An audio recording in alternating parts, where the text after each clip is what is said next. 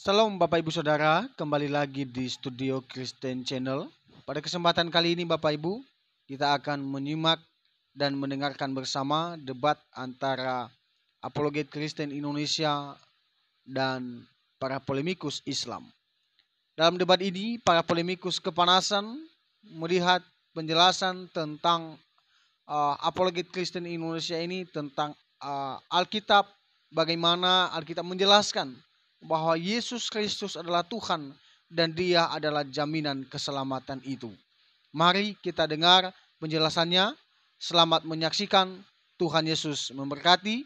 Ini dia videonya. Kan dicekik tapi tidak dibunuh kan? Iya, kau bantah aja, kau penyampaian. bantah. Kau bantah aja pakai data. Jangan kau bilang nggak dibunuh loh. Nabi mau diracun kok sampai metong. Iya, dia kan manusia. Tapi kalau Tuhan disalib, Aja. masa Tuhan Kau bisa fokus nggak? Kalau nggak aku turunkan. Bisa fokus. Kalian kalau Kau bisa bisa fokus. Kau bisa fokus. Ini lagi bahas apa, Bos? Kalau kau nggak mampu, kalau kau tidak mampu menanggapi dengan baik, kau tidak mampu jawab, turun aja. Kau jangan bikin malu. Nggak dengerin kalian. Kau di bawah dulu belajar diskusi ya. Ya kalau lagi bahas apa jangan lompat kemana-mana kayak menyet kau di atas, kayak nyemot. Kalau lagi bahas apa lu lari kemana-mana lu? Silakan Pak Amal kalau mau ditangkapin. Kalau aku sih Bu nggak apa-apa sih Bu, soalnya dia manusia juga Bu. Wahyu menerima nabi, menerima wahyu dengan cara dicekek. Bukan mati, bukan manusia yang bunuh, bukan Tuhan yang dibunuh. Iya nggak apa-apa. Itu kan setan Pak yang mencekek dia. Bapak ini gimana sih? Dia kan dicekek sama jin itu di gua. Daripada diteladani kayak babi itu. Daripada diteladani kayak babi Yesus itu. Kayak babi diteladani.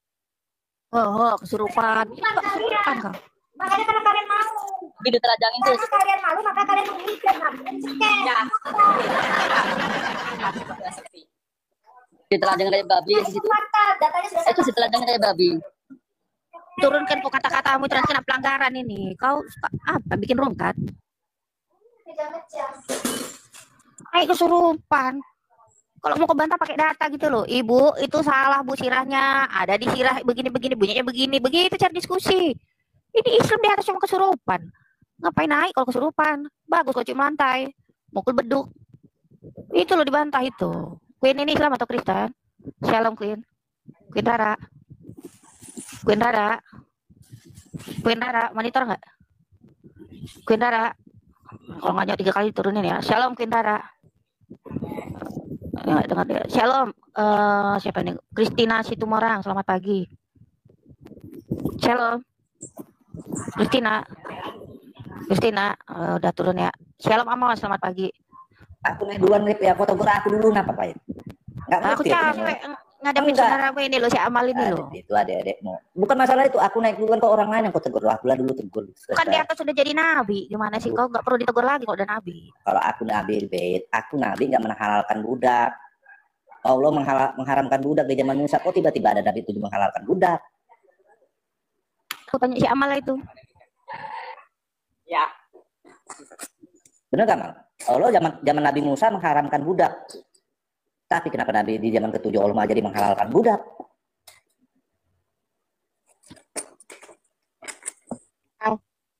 Halo Bu, halo. Suaranya besarin lah Pak. Kurang besar suaranya. Iya Bu, lagi ini. Lagi sambil kerja. Kenapa? Apa? Tanya sama bosnya. Gimana nih Amos? Itu pada kesurupan. Aku ya bilang kayak gitu semalam. Aku masa Allah mengharamkan budak di zaman Musa, Nabi ke-7 menghalalkan budak di zaman sekarang. Kan dia bingung Tuhan sama Allahnya beda prinsip. Nabi lu kurasa ini Allah yang nggak ngerti aku nih. Dulu di zaman Yahudi sana kan Yahudi jadi budak. Allah nggak suka, makanya dibebaskan. Makanya tanah perjanjiannya Allah itu nggak ada lagi perbudakan. Kok tiba-tiba di zaman ada Allah menghalalkan budak? Nah, Ya, sambil kerja ya? Sambil kerja Pak. Sambil kerja Bu. Bisa nanya Kak Bu? Ibu, Bapak dengar nggak sih si Amos itu ngomong di samping Bapak? Di samping saya itu. Bapak dengar nggak dia ngomong apa? Aku nggak dengar tadi Bu. Gimana tuh Amos? Pura-pura muda memang. Ulamanya semalam aku bilang kayak gitu pun bingung menanyakan. Berat memang. katanya Tuhannya sama orang Yahudi, Allah itu sama. Kenapa di zaman Musa Allah mengharamkan budak sampai orang Yahudi itu dibebaskan gara-gara mereka dibudak orang Mesir. Tiba-tiba di zaman 7 Allah jadi menghalalkan budak. Kan bingung, ini Tuhan tuh labil.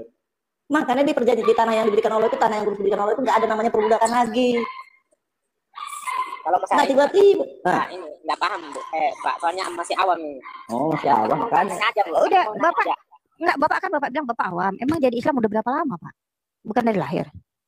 Ya kan dari lahir sih Bu, cuma belum. Oh, jadi dari lahir sampai Bapak udah jadi bapak-bapak gini, Bapak udah belajar apa aja, Pak?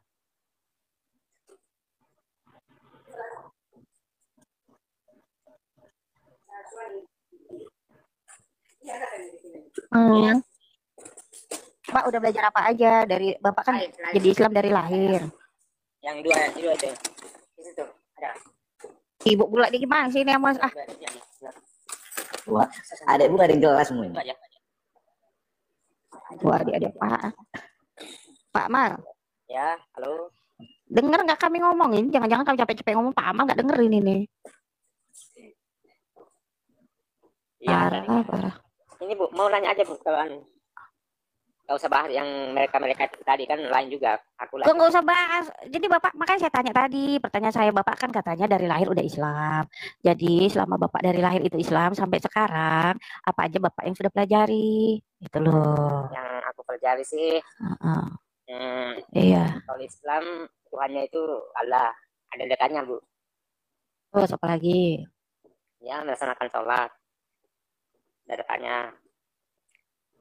Terus apa lagi? Kalau ibu dulu. Kalau ibu di apa aja di Loh, enggak, maksud kau kan kalau itu kan itu setan, jin aja tahu itu. Jin itu tahu. Ya itu jin itu Bisa aja tahu. nggak tahu. Loh, Ibunya jin dulu. jin bahkan jin ntar lu, bahkan jin aja sholat loh samping nabimu loh. Itu mah nggak usah dijelasin yang kayak begitu. Ya, Yang ibu dulu. pertanyaan saya yang Bapak, Ibu dulu. selama Bapak Islam ini dari lahir, apa yang Bapak ketahui tentang iman Bapak? Masa Bapak pengetahuan yang Bapak tahu itu cuma sebatas seperti itu? Lah jin juga tahu itu ya nggak Mas? Tahu itu jin. Iya. Ibu dulu Tuhannya siapa? Ya kalau Tuhan kami Tuhan Yesus. Mana datanya itu? Datanya. Bentar, pelan-pelan ya. Bapak kan katanya awam kan? Bapak awam kan? Tadi Bapak bilang awam. Bapak harus tahu dulu apa itu arti kata Tuhan, apa arti kata Allah. Udah tahu belum arti kata Tuhan dan Allah? Kalau Allah ya pencipta langit dan bumi. Waduh. Kalau Tuhan belum tentu pencipta langit dan bumi. Makanya arti kata Tuhan dan Allah aja Bapak nggak paham. Itu aku tahu. Nah, ini aku nih biar Bapak belajar nih. Ya, Tuhan itu artinya penguasa atau pemilik. Allah itu artinya apa? Sesembahan gitu loh. Nggak apa-apa teman-teman, biar dia belajar. Jadi Pak Amal ini juga biar belajar, betul nggak Pak Amal?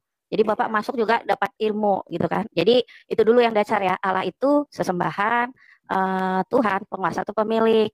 Kalau Bapak bertanya siapa Tuhan kami? Ya Tuhan kami Tuhan Yesus. Matius 28 ayat 18. Yang berkuasa di bumi dan di surga itu siapa? Iya bentar dulu Pak. Kalau yang berkuasa di bumi dan di surga itu siapa Pak? Tuhan bukan? Allah. Yang berkuasa di bumi dan di surga itu Tuhan bukan? Ya berkuasa itu ya Allah Tuhan. Tuhan lah, karena Tuhan itu artinya penguasa atau pemilik. Itu arti kata Tuhan. Bapak harus bedain nih. Arti kata Tuhan dan Allah itu berbeda, Pak. Tuhan itu, nah makanya dengerin baik-baik. Tuhan itu artinya penguasa atau pemilik. Kalau Allah artinya apa? Sesembahan. Itu dulu aja Bapak pahami. Ya, biar Bapak tuh nanti dapat ilmu. Kesembahan aja bukan Pelan-pelan. Kalau Allah itu bukan pencipta. Bentar dulu. Nah itu nanti gampang penjelasannya. Maka pelan-pelan aja dulu. Bapak nanti pencipta. Kalau Bapak bilang Allah itu artinya pencipta, nanti Bapak kena. Itu loh. Makanya pelan-pelan dulu aja. Bapak harus ngerti dulu. Tuhan ya, saya ulang lagi. Tuhan artinya penguasa atau pemilik. Allah artinya apa? Sesembahan. Nah Tuhan itu adalah gelar. Allah itu adalah hakikat. Nah jadi itu dulu nih pelan-pelan ya. Nah, Bapak bertanya siapa Tuhan kami? Nah, Tuhan kami Yesus. Matius 28 ayat 18. Yesus bilang apa? Dia berkuasa di bumi dan di surga. Ya, itu. Nah, Yesus punya dua kodrat, insani dan ilahi.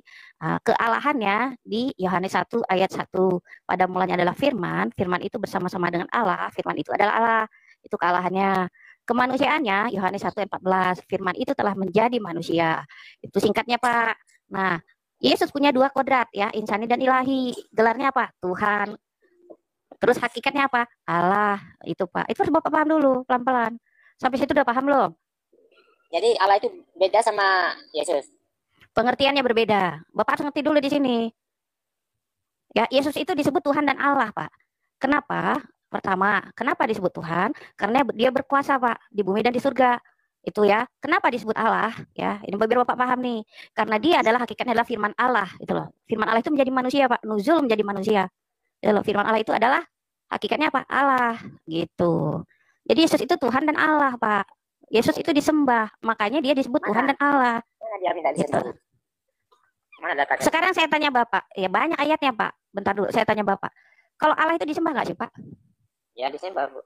Ya udah itu Yesus itu Tuhan dan Allah, berarti disembah. Bahkan Mana ketika kan? Yesus lahir, ada bentar ya. Ketika Yesus lahir ya, masih bayi nih. Itu masih baru lahir, itu orang Majus datang menyembah dia. Itu mereka itu tahu, Pak, gitu loh. Tapi orang-orang aja yang menyembah. Dia enggak minta disembah gitu. Ya karena dia Tuhan, dia Allah. Dia mengakui. Orang dia sekarang gini, saya tanya kalau Bapak, nih Bapak, kira-kira nih ya, Tuhan ya Pak ya, Tuhan ya. Kalau Bapak mau sembah atau enggak Tuhan itu, apakah dia tetap Tuhan enggak? Kalau misalnya kemana, Bu? Bapak mau nyembah atau enggak Tuhan itu, dia masih tetap Tuhan enggak? Kalau dia mengakui dirinya kalau memang Tuhan ya sembah. Enggak, pertanyaan saya, kalau Bapak tidak mengakui Allah itu Tuhan, dia masih itu Allah itu masih tetap Tuhan enggak? Bapak enggak ngakuin nih bahwa Allah itu ada. Walau Bapak enggak ngakuin Allah itu ada, dia masih tetap Tuhan enggak? Mengakui aku kalau Allah itu ada. Itu makanya jawab dulu pertanyaan saya. Kalau misalnya Bapak nggak mengakui dia masih tetap Tuhan atau tidak, itu dulu yang Bapak harus ngerti. Kayak Yesus ini kan aku nggak ngakui karena dia enggak. Iya, tapi walaupun Bapak tidak mengakui, ya dia tetap Tuhan dan Allah. Kenapa? Karena kealahannya atau ketuhanannya bukan berdasarkan pengakuanmu.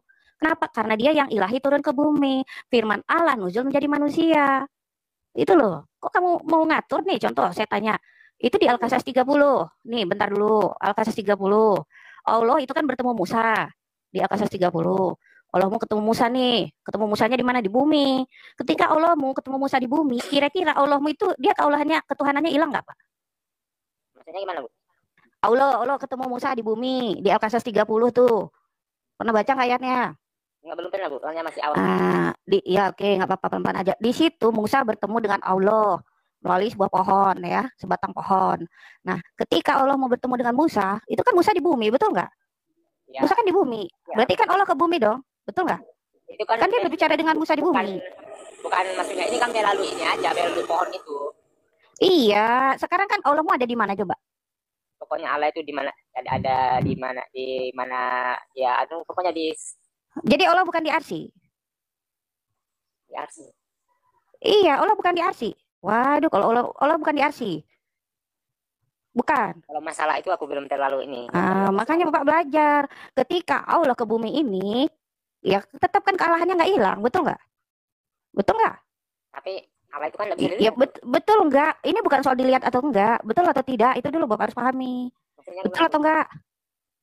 Ketika Allah bertemu Musa di bumi, nih Allah kan bertemu dengan Musa di bumi nih. bertemu langsung itu Iya, apapun itu. Poinnya adalah Allah kan ke bumi ini karena Musa di bumi. Posisinya Musa di bumi nih. Yang dia dengarkan suara dari pohon. Nah logikanya, Allah kan berarti ke bumi ini karena Musa melihat di situ ada pohon dan di situ ada suara Allah. Berarti kealahannya kealahannya Allah hilang nggak? Itu dulu dijawab. Hilang nggak? Kayak ini kita kan menelpon gini kan. Jadi ibaratkan Tuhan kan di sini, aku di situ kan suaranya lewat HP gitu, Bu. Itu pohonnya gitu. Kok lewat HP sejak kapan dulu ada HP? Allah dulu belum nggak tahu HP. Oh gimana sih HP? Allah nabi Pak buru-buru HP Pak. Nabi aja buat si buta huruf Pak. Oh HP. Diibaratkan. Ya itu makanya Bapak harus ngerti. Nah ketika Allah bertemu dengan Musa, yang ditemuin Allah itu siapa? Gitu loh, jin. Setuju yang ditemuin Musa itu jin? Setuju? Bukan. Siapa dong ditemuin Musa? Itu suaranya sang pencipta. Oh, suara mana bisa ditemuin? Suara mah didengar, Pak, bukan ditemuin, Pak. Melalui pohon ya, melalui pohon. Kan? Nah, iya berarti kan yang ditemuin Musa siapa? Jin atau Allah? Allah, cuma enggak. Allah, ya udah kan berarti Musa ketemu Allah. Berarti apa? Allah ke dunia ini, apakah kealahannya hilang? Kan tidak. Sama seperti firman itu yang ilahi. Ilahi itu kemanapun kealahannya tidak hilang. Gitu loh. Bapak harus ngerti di situ.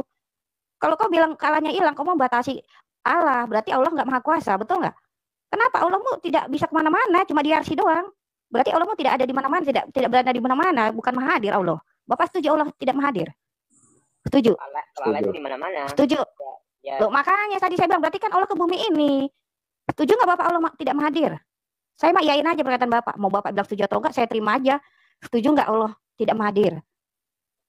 nggak setuju. Nah itu berarti kan Allah mau ke dunia ini. Betul nggak Amos? Coba pakai logikanya dong. Ke dunia ini. Lanjut. Makanya Amal, kalau kau menuhankan segala sesuatu, itu ada rekam jejaknya. Bukan karena sama seperti polisi. Kalau itu aku nggak ini, Bu. Aku masih awam, Bu. nanti ada rekam jejak. Makanya Bapak belajar, dengerin aja. Makanya Bapak belajar. Katanya awam. Bapak mau belajar atau enggak? Itu Nah, masalahnya. ini aja aku minta datanya deh, Bu. Yang Boleh. Yang mana Al-Qasas 30? yang minta yang Tuhan yang Yesus ini dia mengakui dirinya Tuhan. Itu di Matius 28 ayat 18. Ini aku buka ya.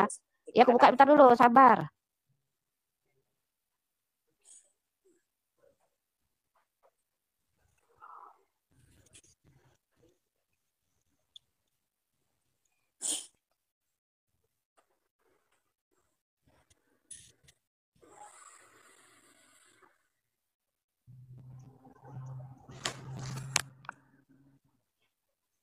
Ya Pak ya, kita ke Yohanes 13 ayat 13 ya. Bentar ya, Bapak sabar ya. Bu Sofi izin ya aku besarin layar ya Bu Sofi.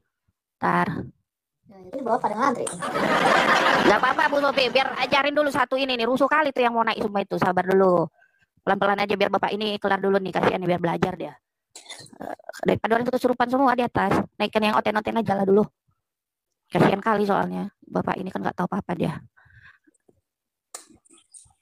Silakan Pak Amal baca nih Yohanes 13 ayat 13. Silakan dibaca Pak Amal. Silakan Pak Amal.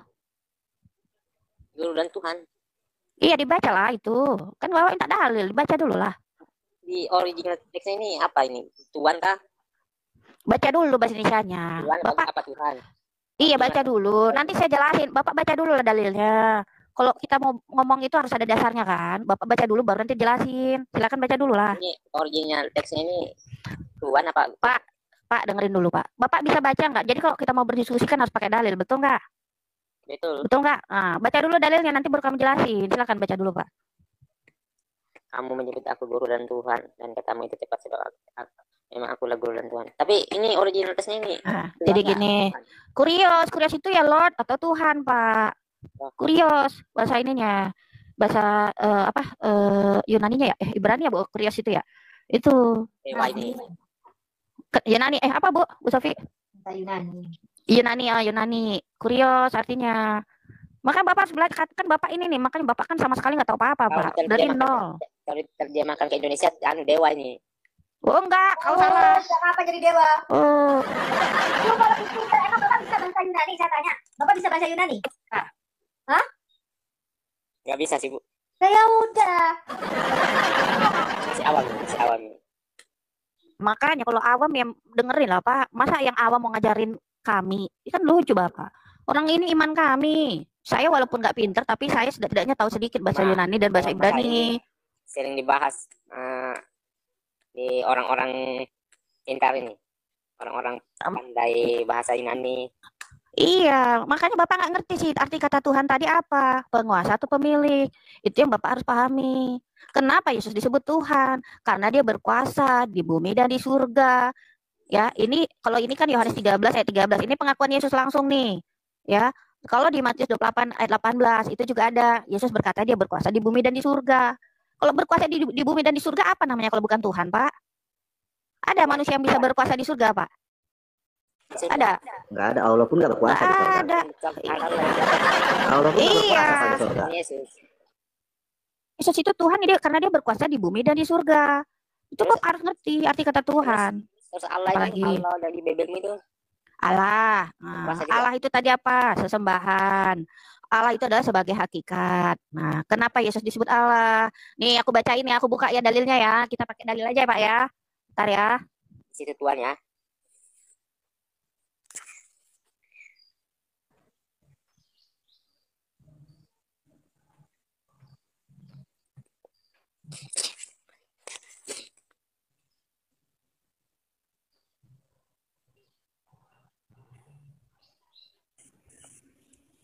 Baca Pak, itu Yohanes 1 ayat 1. Yang di atas tuh dibaca tuh, silahkan.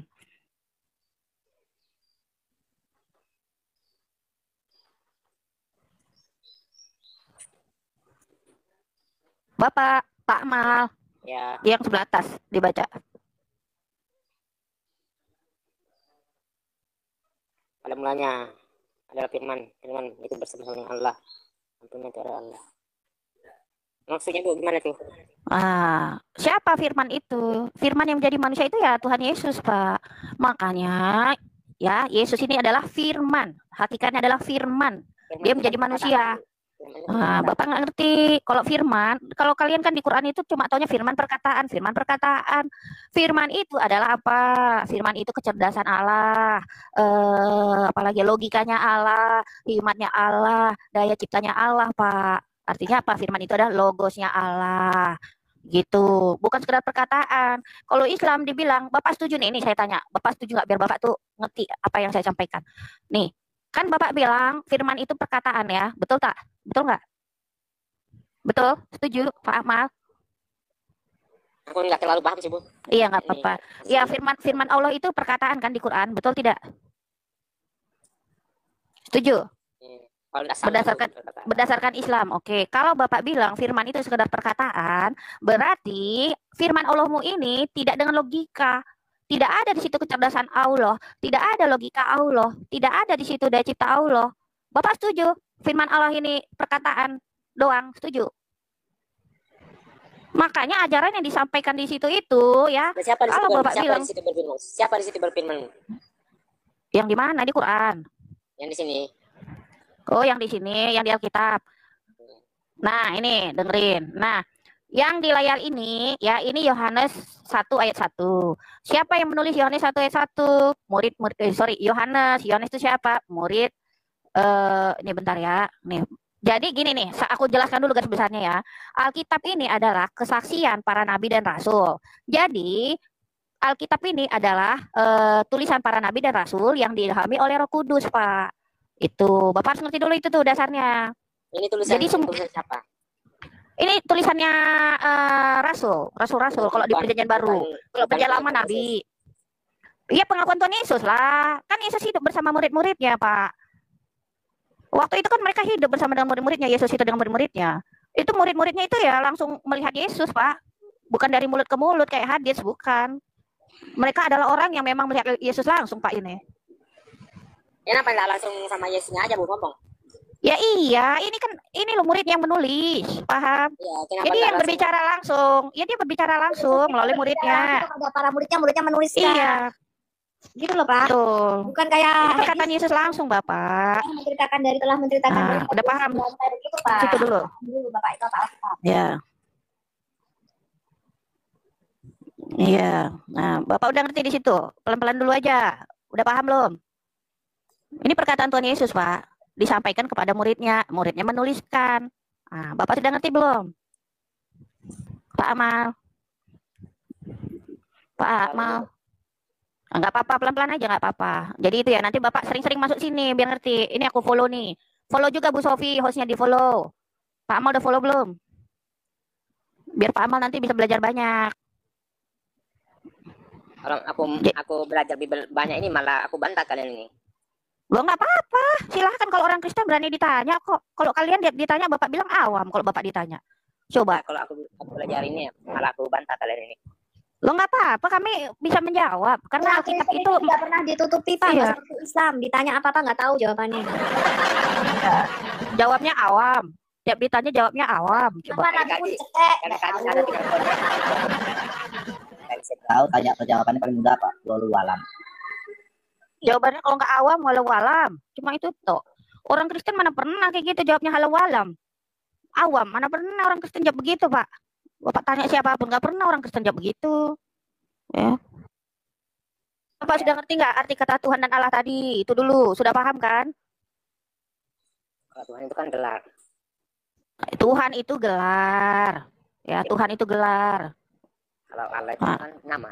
Allah itu sesembahan, bukan nama. Allah itu sesembahan. Sesembahan. Sesembahan, Bapak. Sama di negeri Arab Pak. Allah itu dulunya sesembahan Pak. Sebelum Islam ada Allah itu sesembahan orang-orang Quraisy dinamakan Allah. makanya membaca sejarah dulu. Itu Pak. Pernah belajar sejarah ya begini, Amos. Allah itu diberi menjadi nama Tuhan orang Islam. Allah itu juga sesembahan pagan. Pagan Quraisy itu dinamakan Allah sebelum Islam ada. Makanya para perahara orang Quraisy itu disebutnya Allah. Jadi sebelum lahir Yesus ini siapa Tuhan dulu?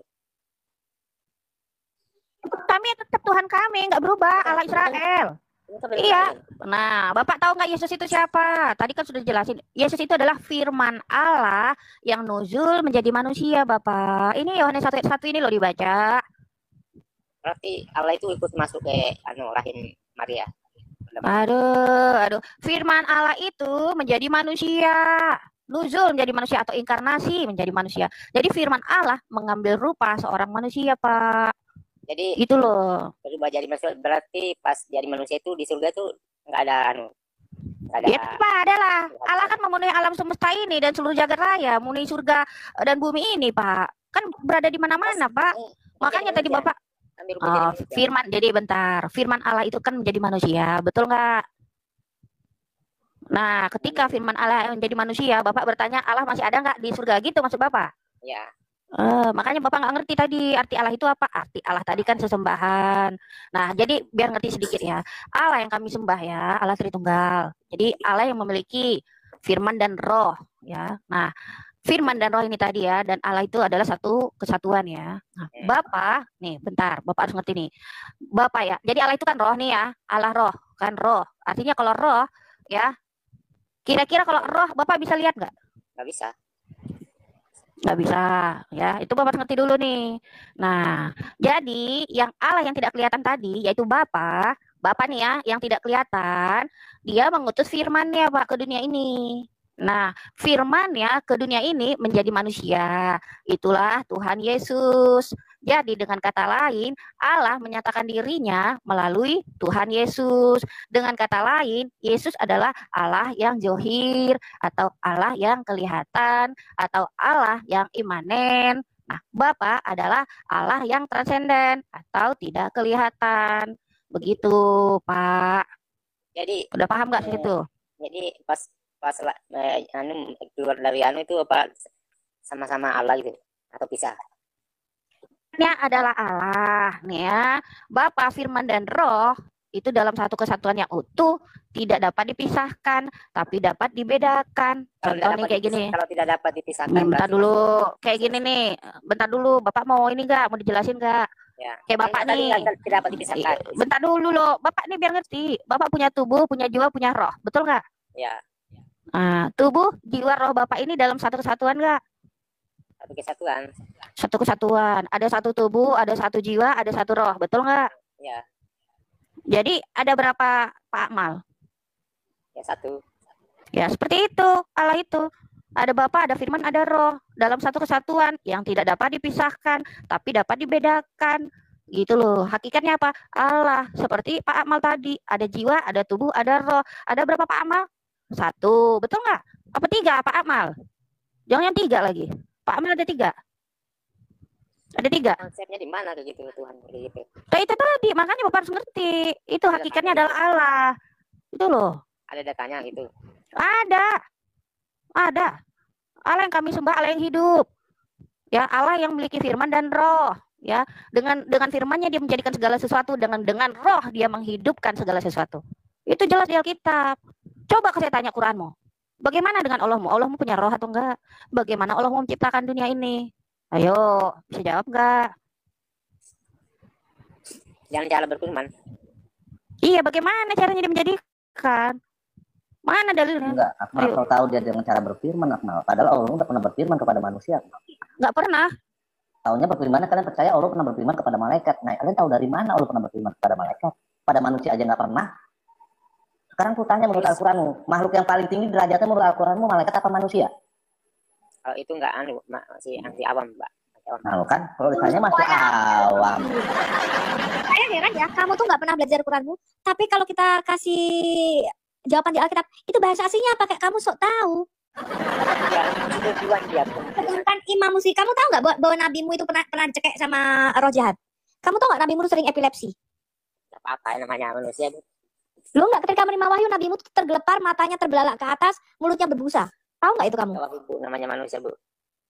Bukan namanya manusia. Ada nggak nabi yang menerima wahyu dengan cara epilepsi? Daripada Tuhannya yang dibunuh. Ini otakmu gak ada yang namanya Tuhan dibunuh. Sejak kapan Tuhan itu dibunuh? Ini seperti di Jam Sarip itu gimana? Betul kali kau. Tadi sudah dijelaskan arti kata Tuhan apa. Oh, itu kan dibunuh dia. Kamu jangan bodoh. Itulah sebabnya kamu tuh masih Islam. Karena kamu tuh botol dan bodoh. Kamu tahu nggak bahwa Muhammad itu pernah diculik sama jin? Tahu nggak kamu? Kamu tahu nggak bahwa Muhammad tuh pernah kena black magic, kena sihir, kena santet, diambil rambutnya lalu ditiup-tiup, dikasih mantra. Tahu nggak itu? Iya kan bukan Tuhan ya. Begitu. Kalau bukan Tuhan ya. Loh, jangankan Tuhan, saya aja nggak bisa kamu santet kok. Coba kamu akui dulu. Satu-satunya nabi yang pernah disantet itu Muhammad. Betul apa tidak? Aku nggak tahu. Lah, yang nggak tahu apa-apa. Tahu. Masih Kalau kamu naik di Komang Sofi Al Hayat, saya punya moto satu, kamu dengerin. Kalau pinter ngajar, kalau bodoh belajar. Kamu sudah bodoh, nggak tahu apa-apa. Jangan sok-sokan di Komang saya. Dengerin dan belajar. Sikap kamu yang tidak rendah hati itu, yang sok pinter tapi ditanya apa-apa, saya awam, saya nggak tahu Bu Sophie. secara akal gitu kan. Secara akal kan kalau nabi itu kan manusia jadi bisa aja. Mana? Saya tanya teman-teman, pernah nggak ada nabi itu kena sihir selain Muhammad? Nabi Muhammad aja. Kalau berbicara pada akal, gini Akmal, kadang-kadang Islam berpikir kita secara akal. Gimana kau mengakali Allahmu secara pikiranmu? Gambarkan kayak gimana coba sama aku. Kalau kau Nah, berpikir secara akal ini, secara akal. oh secara akal lah. Gimana kalau kau gini Akmal, kalau kau berpikir secara akal, coba pikirkan Allahmu seperti secara akalmu itu. Gimana bisa kau pikirkan Allahmu? Bisa nggak pikirkan Allahmu pakai akal? Jangan secara akal. Kau bertanya Tuhan secara akal. Allahmu aja nggak bisa dijangkau dengan akalmu. Tapi kau berpikir pakai akal. Gimana sih? Jadi berantakan kita. Secara akal. Kalau Iya, coba pikirkan Allahmu pakai akalmu, bisa nggak? maksudnya dipikir kayak apa? Kan kau bilang tadi kan secara akal. Aku tanya, bisa nggak kau jelaskan Allahmu pakai akalmu? Loh, Seperti apa Allahmu? kan nggak bisa dilihat. Tapi kau bilang pakai akal. Ya Ku ikuti. Kan nggak bisa dilihat. Jadi kalau nggak bisa dilihat, gimana kita mengetahui Allah itu ada pakai akalmu? Ini buktinya kan ada bumi ini, ada langit dan bumi. Pakai akalmu gara-gara kau ngeliat langit dan bumi, pakai akalmu kau bahwa ada Tuhan. Ya kalau kayak begitu apa bedanya kau sama penyembah patung, Akmal? Penyembah patung mengakui pun yang disembah dia pencipta langit dan bumi. Karena ada bumi ini, makanya dia bikin patung. Itu kan ada datanya. Dia mereka pun ada datanya kitab suci. Emang kau kira orang-orang penyembah patung itu nggak ada kitabnya? Loh, Itu kok kan lo lagi? karangan mereka itu sendiri aja, bukan langsung dari ini Tuhan. Jadi kalau kau buktikan karangan mereka, coba kalau mereka bilang karangan mereka Al-Quranmu apakah karangan dari Tuhan? Apa buktinya?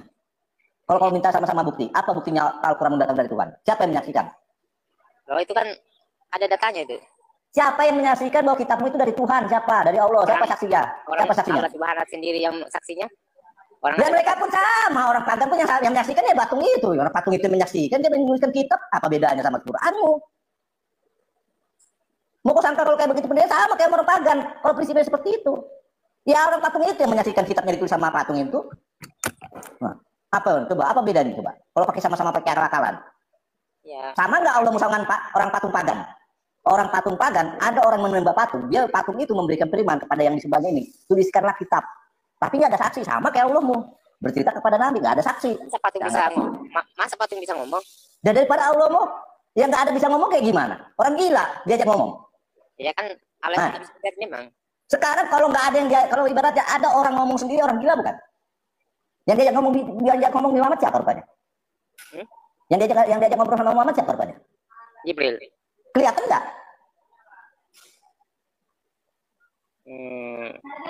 Kalau menurut aku sih belum ini. Nah, lebih baik melihat patung bisa kelihatan. Oh ini Jibril dia kelihatan, dia nggak orang gila, ngomong sendiri itu orang. Sekarang kalau orang bilang ngomong sendiri, ada yang sekarang dibilang ratu dunia ngomong sendiri, orang gila. Sekarang lagi musim TikTok tuh, ratu dunia katanya. Nah, orang gila nggak dia? Ngomong sendiri, nggak ada yang dilihat. Sama mendingan orang pagan, ada kelihatan nyata patung berbicara sama dia walaupun nggak tahu itu firman Tuhan apa enggak, yang penting patung itu ngomong sama dia. Kalau tahu kayak gimana ya, kelihatan orang gila ngomong sendiri. Selesaikan dulu itu yang tadi itu. Apa yang mau selesaikan? Kau kan berbicara kitab suci pakai akal. Kau kan berbicara pakai akal, Akmal. Kau berbicara pakai akmal. Tuhan bisa dibunuh. Sudah dijelaskan kok masih ngeyel. Enggak, jelaskan dulu. Ngeyelnya kok ngeyelnya nggak terlalu nggak tanggung-tanggung sama seperti yang orang berbicara sendiri. Ngeyelnya seperti itu. Ngeyel kali. Enggak, makanya kok Oh, Tuhan bisa dibunuh tuh dalam secara gimana? Putus-putus itu koneksimu, Akmal. Putus-putus. Sabar. Kan jangankan Jelek. manusia, jangankan kita manusia Akmal bisa salah, Allah aja bisa salah. Yang disuruh sujud malaikat yang salah iblis. Allah aja bisa salah, apalagi kami Akmal. Oh Tuhan datang kami dulu, kami salah. Allahmu lebih parah. Yang disuruh sujud sama Adam, yang disalahin iblis. Lebih salah mana coba? Kita sama Allah. Maksudnya? Lah, makanya kau baca dulu suratmu. Masa yang disuruh sujud iblis, yang disalahin malaikat? Yang suruh sujud malaikat disalahin iblis? Lebih salah fatal mana salah? Tuhan Maha Kuasa, kita manusia, wajar punya salah. Tuhan yang salah itu kurang ajar. Malaikat disuruh sujud yang disalahin iblis, apa enggak bangkang iblisnya? Kalau kita manusia punya salah sama Tuhan wajar, karena kita nggak mengenal Tuhan. Walaupun dia datang ke dunia ini, walaupun Tuhan datang ke dunia ini, kan kau bilang ini Tuhan itu tidak bisa kelihatan. Walaupun Tuhan datang ke dunia ini, kita pun nggak akan percaya. Sama kayak dirimu, nggak akan percaya. Tapi kalau iblis datang ke dunia ini, kau percaya. Nah, selesaikan dulu itu Pak tadi. Apa yang mau diselesaikan? Udah dijelaskan sama ayat apa? Apa yang mau dipada? Oh, Tuhan bisa di. Apa yang mau diselesaikan? Tuhan itu gelar.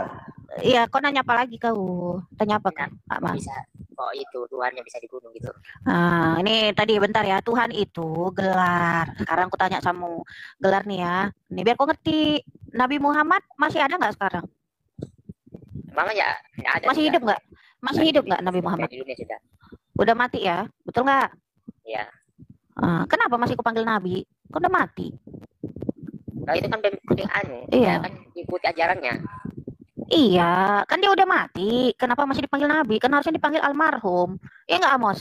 Islam kalau meninggal biasanya nggak dipanggil almarhum. Almarhum harusnya. Kok masih dipanggil Nabi itu loh? Kau ini coba nih aku tanya, kau Amal. Kau nanti bisa meninggal. Kau nanti bisa meninggal dipanggil Nabi nggak? Enggak lah, karena bukan nabi aku. Itu apa? Iya dipanggilnya apa? Almarhum bukan? Ya karena bukan nabi. Nah begitu. Kan udah selesai. Iya, kan udah selesai. Nabi udah mati kan? Udah mati dia. Nabi dipanggil nabi kok.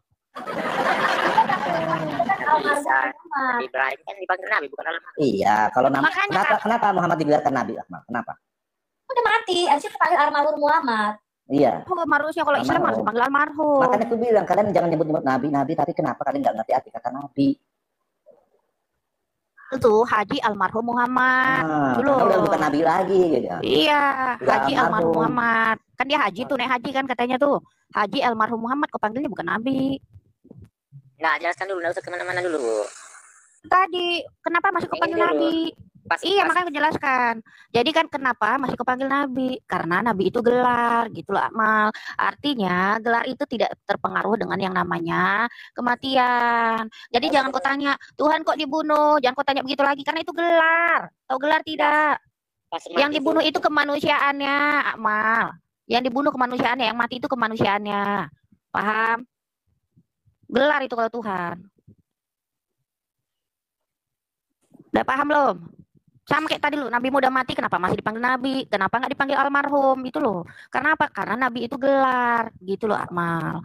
berarti si Kau taruhnya juga jangan bikin malu loh. Iya nggak apa-apa kalau kau anggap Nabi Muhammad itu Tuhanmu, ya nggak teman-teman? Kami nggak masalah. Kau setuju Nabi Muhammad itu Tuhanmu? Kau setuju?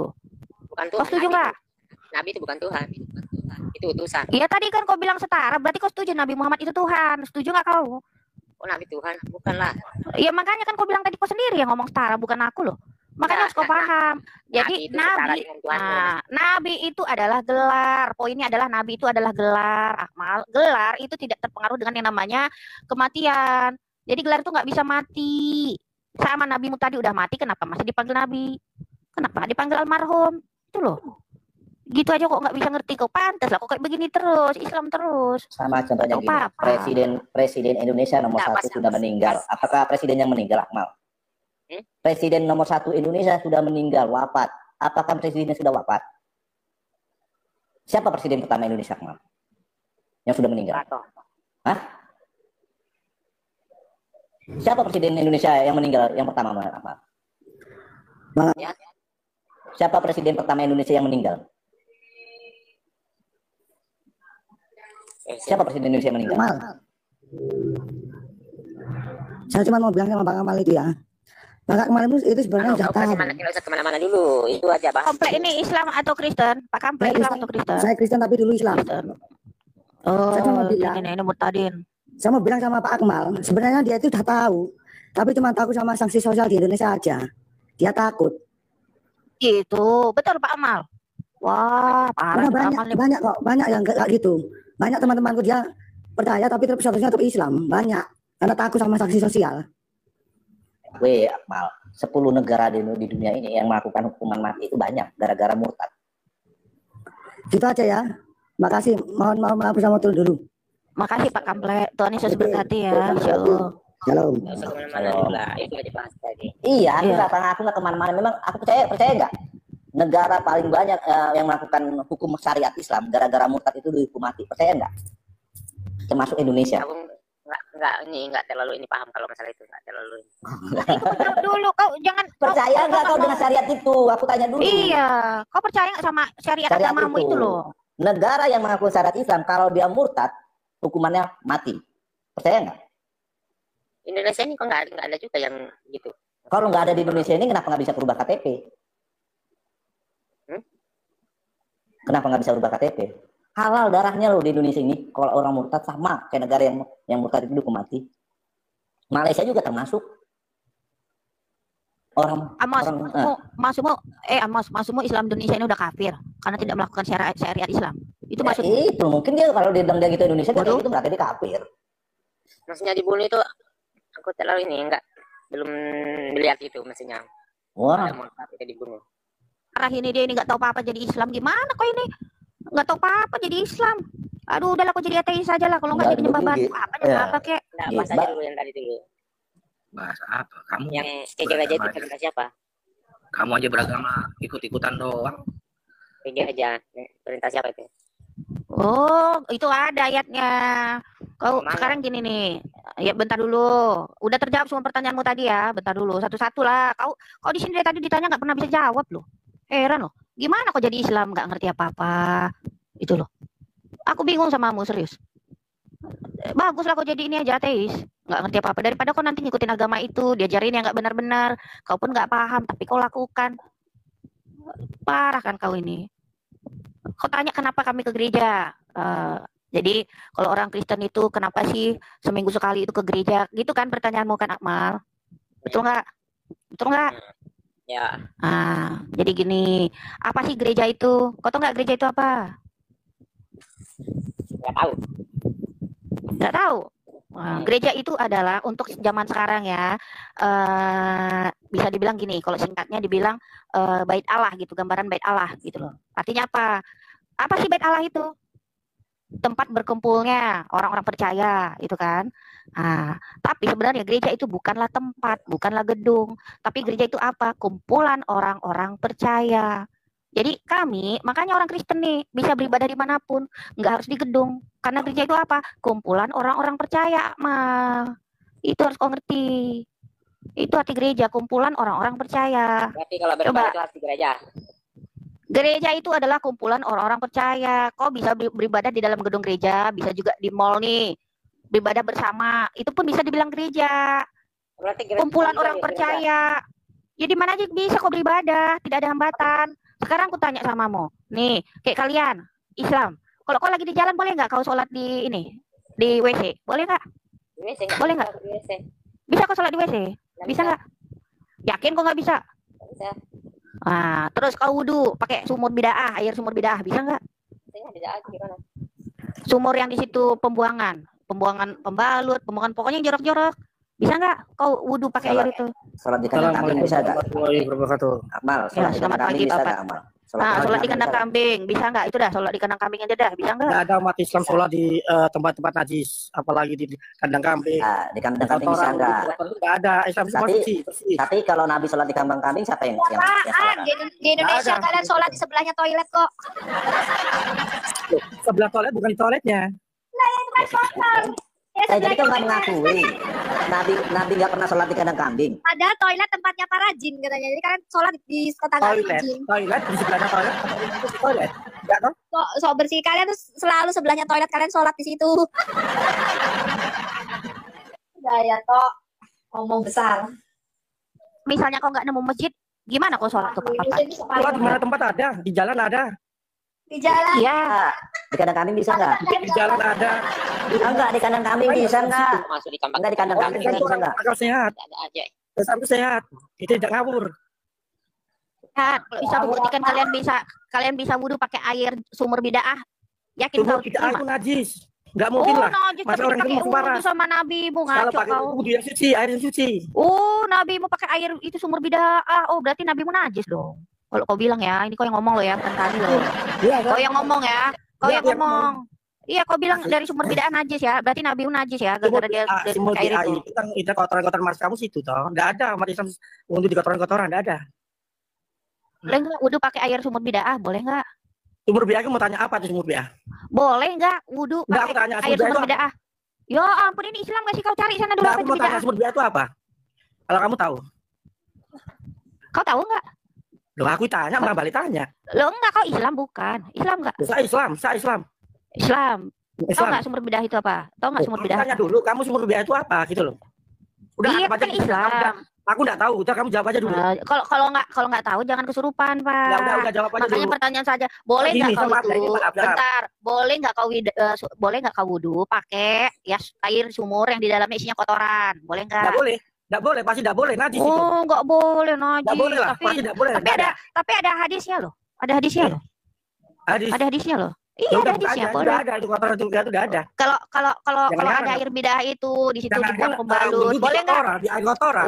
Udah boleh nggak di situ di sumur itu dibuang pembalut macam-macam. Terus wudhu pakai diam dulu lo amal biar gantian ngomong. Terus wudhu pakai air sumur itu boleh nggak Pak? Di situ ada dibuang pembalut loh, boleh nggak? Boleh nggak Pak? Jangan di mute. Iya ngomong, makanya gantian ngomong dia nyerocos terus. Boleh nggak Pak? Tunjukin aja hadisnya. Tunjukin aja hadisnya. Jangan kesurupan ya, ntar lagi halal nih darahku. Bentar ya, sabar. Ngomong dulu kalian, biar ku cari dulu. Nanti kalau ada hadisnya, jadi Bapak jangan ragu lagi ketemu air yang nggak bersih. Loh, Kalau itu mau tidak ada ikuti yang itu. Loh, harus diikutin dong. Itu kan teladan kalian Nabi itu. Gimana sih? Bacakan aja sama arti-artinya. Ya apa, bacakan aja. Kalau ada berarti Sabar, lagi diusahakan itu Pak. Sabarlah.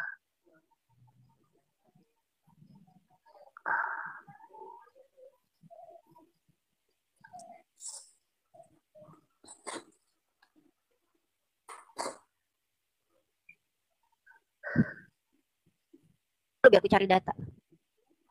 Iya. Kalau gereja di mall, sewa gereja misalnya sewa tempat di mall. Dia itu tidak akan sewa gedung atau tempat space yang di sebelah toilet, Pak. Enggak. Tapi kebanyakan musola selalu ada di sebelah toilet di mall-mall itu. Nah, itu saya heran juga tuh. apa-apa kalau cuma bersebelahan, bukan juga toilet itu. Kesuciannya hilang loh. Mau tanya, di masjid itu, semua masjid itu siapkan toilet juga samping-sampingnya. Kenapa? Bagi orang yang musafir datang ke situ, ke BO atau apa, udah ada tempatnya. Nah, Itu, itu. Kalau masjid iya, kalau Bapak bilang masjid lah. Kalau musola yang di mall-mall, masa kita pura-pura nggak tahu sih Pak? Ya, maksudnya musola di mall-mall maksudnya gimana? Musola di mall-mall, nggak tahu musola kamu? Ya, musola di mall nggak masalah kan, nggak apa-apa kan? Sebelahnya tuh toilet gitu loh. Oh, nggak masalah, itu nggak masalah. Jangan di musola di mall, di masjid itu tujuannya nggak masalah itu. Yang penting untuk sholatnya itu tempat bersih. Kalau sebelahnya toilet nggak masalah. Jangankan sebelahnya toilet, pasar apa di kandang kambing aja nggak masalah, gitu loh. Yang penting tempat sholatnya bersih. Tadi kamu bilang sholat di tempat yang najis, umat Islam tuh nggak bisa. Sekarang kamu sadar di Nggak, kandang yang kambing. maksud gini, ya najisnya yang di mananya, gitu loh. Di kandang kambingnya, kalau di kandang kambing boleh nggak? Kita sholat juga di kandang kambing, itu najis. Di sebelahnya kandang kambing, itu masuk nggak kamu? Enggak, di kosakata sahabat, dijelasin aja. Kosakata saya dipahamin. Kalau di sebelahnya kambing, berarti bukan di kandang kambingnya. Di sebelahnya kambing, berarti bukan di kandang kambing. Najis nggak sholat di kandang kambing? Najis. Nah itu. Itu di sebelahnya, bukan di kandang kambingnya ya. Di kandang kambingnya gimana sih? Kandang kambing najis, Pak. Buat kandang kambing. Lah ya, saya tanya sholat di kandang kambing najis nggak? Ya najis, kandang kambing kalau bersih nggak najis lah. Tunjukin, Kita Fer. sholat pakai lingkaran sajadah. Nah, kita bersihkan, kita wudhu. Ketika Bapak mengatakan bahwa sholat di kandang kambing itu nggak apa-apa, maka saya katakan Bapak ini belum pernah baca hadisnya.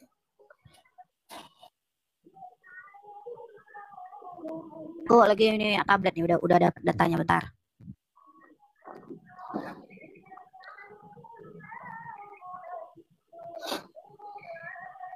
Sholat di kandang kambing itu loh.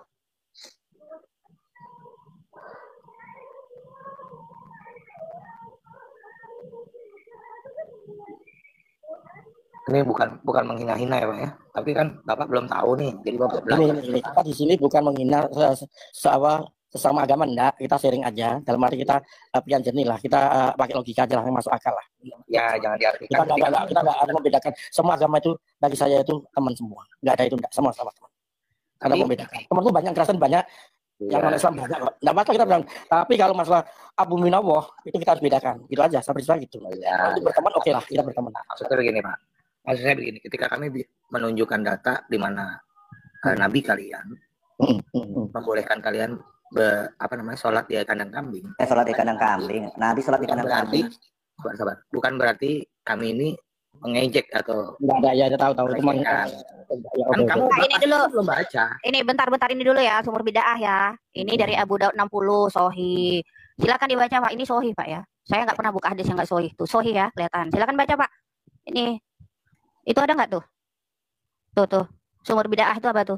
Nih ya. Baca. Bolehkah kita berwudu dari sumur bid'ah, yaitu sumur yang dilemparkan ke dalamnya bekas kotoran haid, bangkai anjing, dan sesuatu yang berbau busuk?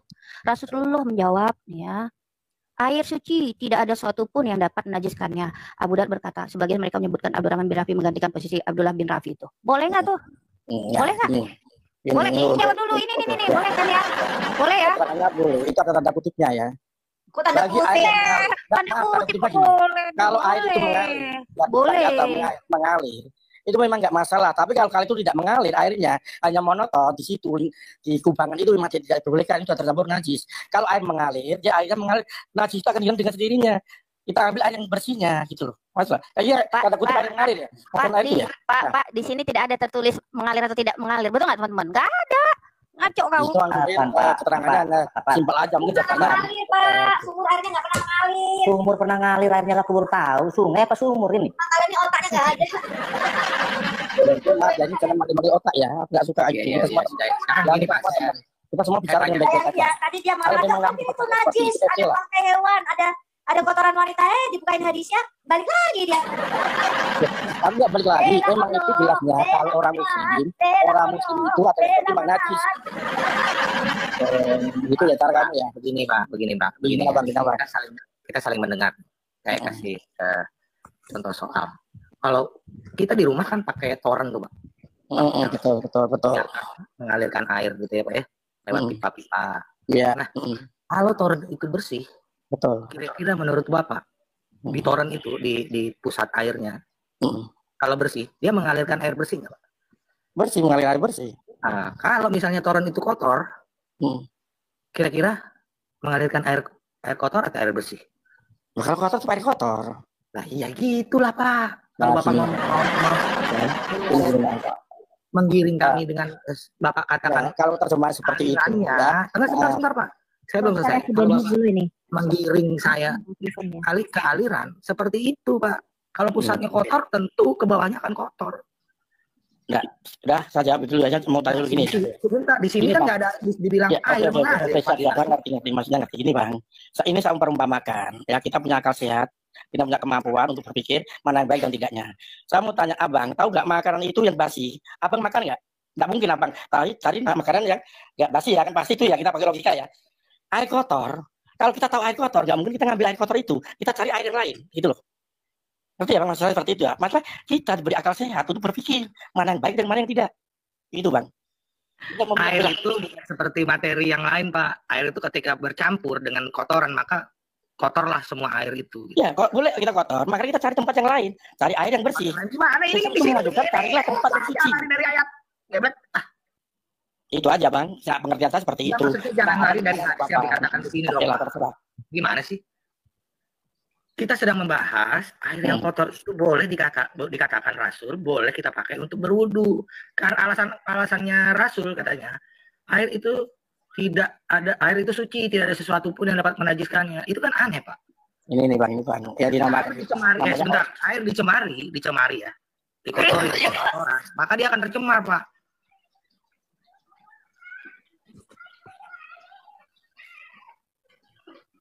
Seperti itu, Pak. Ya, jangan cari tempat yang bersih. Sekarang gini Bang, yang saya tahu Bang ya, yang saya tahu Bang, untuk ajaran Islam. Barang siapa yang memang terpaksa itu istilahnya kata tasumita gini Bang. Kalau kita, kenapa harus wudhu di air keruh? Gitu loh. Itu memang terpaksa kita harus wudhu di air situ, enggak apa-apa Bang. Memang terpaksa banget. Islam juga mengajarkan daripada kita mati, hewan haram pun kita makan. Kalau kita benar-benar terpaksa mau meninggal enggak kelaparan, gitu loh Bang. Itu orang Islam. Kalau kamu terpaksa di hutan, kelaparan, babi pun kita makan enggak masalah. Kalau kita terpaksa. Gitu Bang. Dan kita sebenarnya beragama itu simpel Bang. Simpel aja beragama. Tidak memaksakan kehendak orang lain ataupun kita punya keyakinan lah. Itu aja. Bagaimana bisa menyucikan diri Bapak kalau air itu kotor? Kan saya udah bilang Bang, itu kadang kalau memang terpaksa, harus sebenarnya air kotor untuk enggak apa-apa. Jadi gini Pak ya. Terpaksa untuk melakukan hal seperti itu.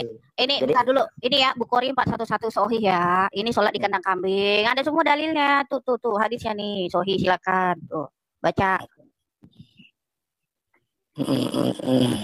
Kalau kata prinsip Bapak, kalau kita terpaksa, kita melanggar kitab suci itu nggak apa-apa ya kan?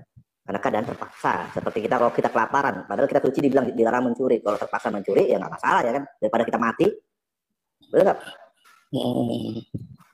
Menurut Bapak seperti itu. Ya walaupun kita gini, Bang. Ya oke, memang kita tidak apa-apa mencuri, kadang kita terpaksa Allah sudah terbentur, minta sesuatu sama orang lain dikasih. Boleh kita mencuri, tapi dengan batas kemampuan kita yang dibutuhkan. Satu misal kita hanya butuh uang 100, yang mencuri kita uang 100 gitu loh. Itu benar-benar kalau dia namanya ngambil ini berarti juga itu tidak bisa. Namanya gini Pak, walaupun mencuri itu kita butuh 100, butuh 50, walaupun nggak dapat 100 yang ada 50, ya kan?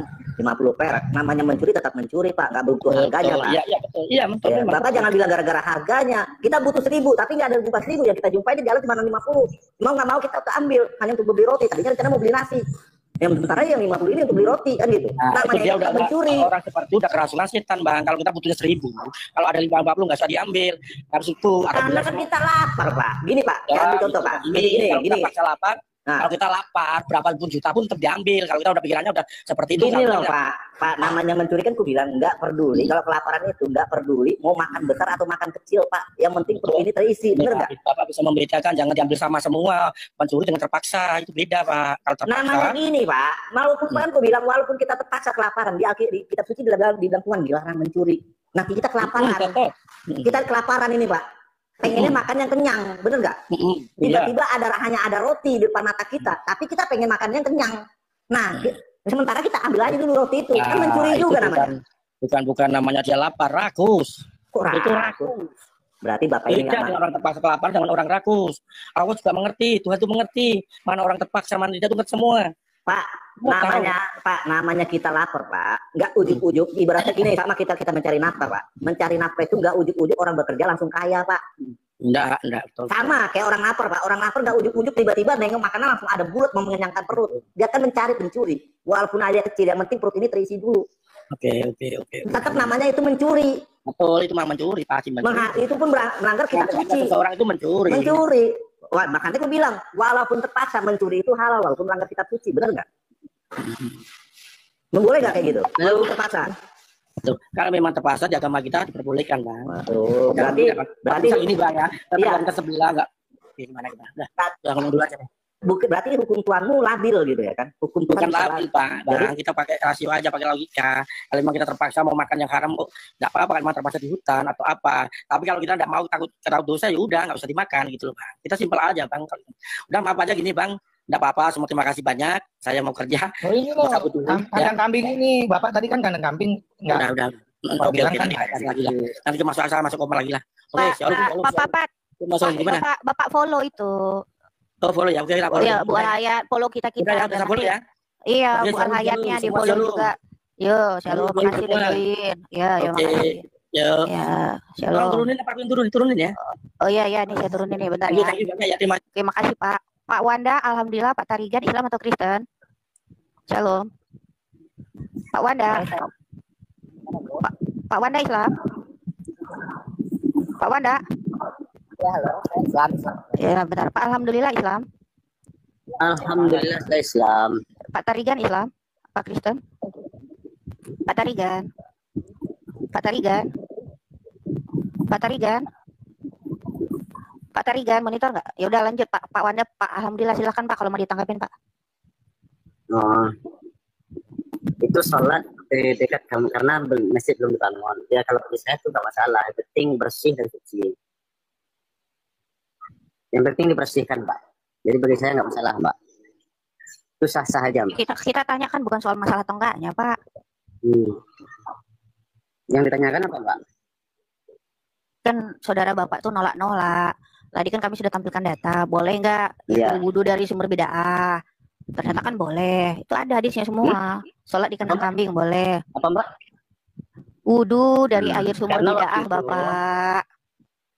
Ya itu karena kalau saya memahami ya, waktu itu sholat kan tertulis masjid belum dibangun. Jadi yang penting mungkin kok sebelah kandang, yang penting bersih itu, Mbak. Yang penting bersih itu, Mbak. Iya, bukan soal bersih atau enggaknya. Berarti sholat di Nah. kandang kambing itu najis enggak?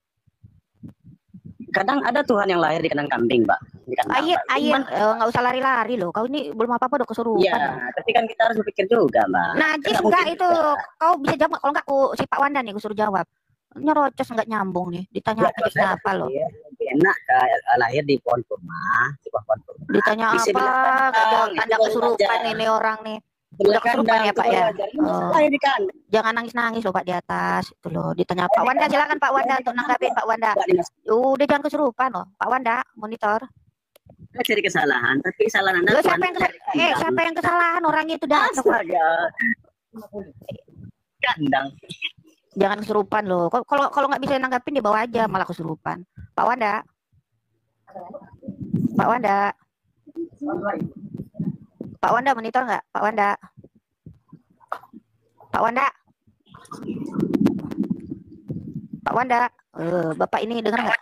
Shalom Pak Anies. Selamat pagi. Pak Anies. Pak Anies. Halo, Ya. ya. Kristen apa Islam Pak? Kristen Bu, Kristen. Oh Kristen. Ada yang mau disampaikan Pak? Oh enggak Bu, pengen dengarkan aja, dengar aja. Ya udah. Di bawah aja dengar ya Pak ya. Saya turunkan nggak apa-apa ya Pak ya. Biar kita naikkan dulu saudara kita. Iya, iya. Makasih Pak. Tuhan Yesus berkati. Shalom. Shalom Pak Al Ihsan. Selamat pagi. Pak Al Ihsan. Bapak Islam atau Kristen Pak? Muslim. Muslim. Silakan Pak kalau mau menanggapi Pak. Kurang kenapa, Mbak? Ini susah kali. Bapak dengar nggak kami ngomong nih? Bentar ya. Bentar dulu. Halo. Ya bentar. Nih.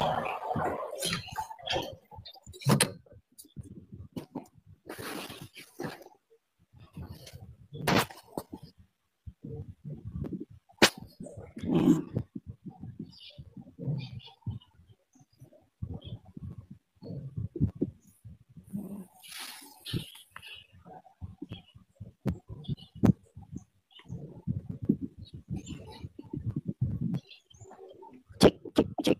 Dengar ya? Tes. Amos lanjut dulu Amos. Mau aku bukakan dulu yang tadi. Yang tadi Lanjut dulu ada. lanjut. Iya. Tes dulu lanjut. Iya lanjut dulu bentar.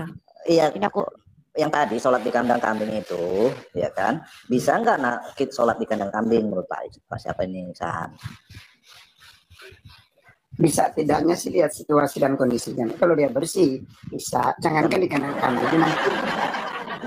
Yang penting itu bersih. Karena di sini Pak nggak dijelaskan bersih apa enggaknya Pak, karena dibilang kan pada saat itu Nabi sholat di kandang kambing, bersih enggaknya kan nggak dijelaskan, dan tahu mana kita bersih apa enggak. Kalau bersih dari mana datanya kita ambil Pak, kan gitu. Kalau kotor pun datanya dari mana kita ambil, yang penting sholat di kandang kambing Pak. Boleh nggak? Diperbolehkan nggak? Gitu masalahnya Pak. Bersih enggaknya kita nggak bisa ngambil datanya Pak, yang datanya cuma ini buku 411 ini kita kan, yang penting Nabi Muhammad ini sholat di kandang kambing. Benar nggak? Bersih enggaknya nggak dijelaskan Pak. Kenapa Bapak bisa menjelaskan bersih atau enggaknya? Daripada di sini nggak bisa jelaskan apa sudah disapu itu teh kambingnya apa belum, kan nggak dijelaskan. Masalahnya bisa apa enggak Pak? Bisa dong. Kenapa nggak bisa? Kalau memang darurat bisa Mbak, bisa Mas. Kemanapun bisa kita sholat. Kenapa nggak bisa? Bilang nggak bisa sholat di kandang kambing. Ya bisa, yang bilang nggak bisa. Saya bilang bisa tadi. Nah, bisa. Kalau udut pakai sumur bid'ah bisa nggak? Kalau memang darurat bisa, Pak. Oh, Tuhan semua- itu kan maha adil. Apapun yang kita lakukan, itu Tuhan tahu keikhlasan kita. Allah itu maha tahu. Allah maha tahu. Pada maha tahu segala sesuatunya, makanya dia mempersilahkan manusia melanggar kitab suci kalau dalam keadaan terdesak. Nah iya, Iya. karena dia tahu betul itu. Jadi masalahnya gini Pak, Allah mau firmannya iya dan amin atau iya dan labil? Ya, dan lihat-lihat situasi. Bukan lihat situasi dong, Pak. Hmm. Allah itu maha pemurah, lagi maha penyayang.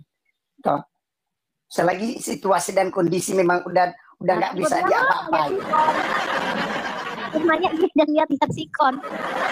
Tuh, satu lagi jangan lupa Pak, malah turun dia tuh kan. Satu lagi jangan lupa Allah itu maha pengertian.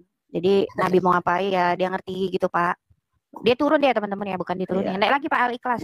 Nah, lagi. Karena Al-Quran mengatakan kata umat Islam, firman Allah itu kekal, tidak berubah-ubah. Kok bisa berubah-ubah dengan situasi? Yang benar yang mana ini? Katanya firman Allah nggak bisa dirubah-ubah. Kok bisa dilakukan dengan situasi? Aneh ya? Bingung aku jadinya. Aneh kan? Nah.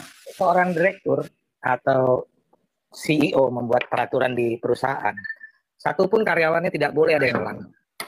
Kalau melanggar, berarti menyenggol wibawa CEO itu. Nah, kalau situasional sifatnya di keagamaan Islam, berarti wibawa Allah tidak ada lagi dong, wibawa Allah. Oh, jadi kayak orang Indonesia, ya kan? Kalau nggak sanggup demo umatnya kepada Tuhan. Berarti kita bisa demo ini sama kayak kita dulu tahun 98. Gara nggak suka dengan aturan pemerintah, kita demo. Berarti kayak begitu nanti kita. Bagusnya kita demo aja kitab suci ini ya kan. Nanti orang miskin yang nggak bisa makan demo nanti sama Tuhan. Gimana kalau kita rame-rame demo sama Allah? Nggak berlaku lagi pembunuhan ya. Makanya si Neno Warisman pada Mana waktu lebih itu parah Tuhan lahir di kambing dengan kambing. Kalau itu nggak parah Pak. Kalau itu memang itu sudah Tuhan mau lahir di kandang kambing. Itu Pak. dimengertikan. Itu Kalau udah yang lahir tertulis. di kandang itu hewan, bro. gini Masa Pak. Tuhan lahir di Kalau kandang. masalahnya di kandang Bapak itu Jadi adalah- jangan bikin Sabar. Ya, saya jawab. jangan Saya bikin jawab. framing seperti ini. Nah, anak Tuhanmu lahir di kandang. sabar. Dijawab ini. Bapak nggak Jadi bisa dialog. adalah hewan. Bisa gantian ngomong nggak? Alhamdulillah, bisa gantian ngomong. Kalau nggak, kau nanti kami perlakukan kayak hewan loh. Kau manusia kan? Tujuannya kan tidak benar. Bisa gantian nggak? Bisa gantian ngomong nggak? Makanya kalau saya menjelaskan, Bapak dengar gitu. Tempat Yesus. Sabar. Bapak tadi kan menuduh juga. Saya jelaskan. Tempat Yesus dilahirkan itu bukan tempat di mana kambing digemukkan. Dia tidak lagi dikasih makan itu di situ. Dia kondisinya harus bersih karena kambing yang di situ untuk dikurbankan dalam tradisi Yahudi. Jadi tidak ada penggemukan di situ, Pak. Nah, kalau kandang kambing kalian ini kan jadi pertanyaan kami ini. Ini kan yang kami pahami adalah kandang kambing tempat penggemukan, Pak. Dan tempat penggemukan berarti kambing itu dikasih makan terus sehingga dia selalu mengeluarkan kotoran. Gitu ya. Memahaminya harus seperti itu. Cuman perbedaannya kadang-kadang Islam ini bingung. Tuhan lahir di kandang kambing. Nggak akan pernah berubah. Tuhan pun lahir di kandang kambing, nggak akan pernah jadi kambing. Sama kayak manusia lahir di kandang kambing, tetap yang dilahirkan manusia. Nggak jadi kambing. Masalahnya kalau orang yang sholat di kandang kambing, apakah sifatnya ikut dari jadi kambing? Itu yang jadi masalah. Kenapa dia sholat di kandang kambing?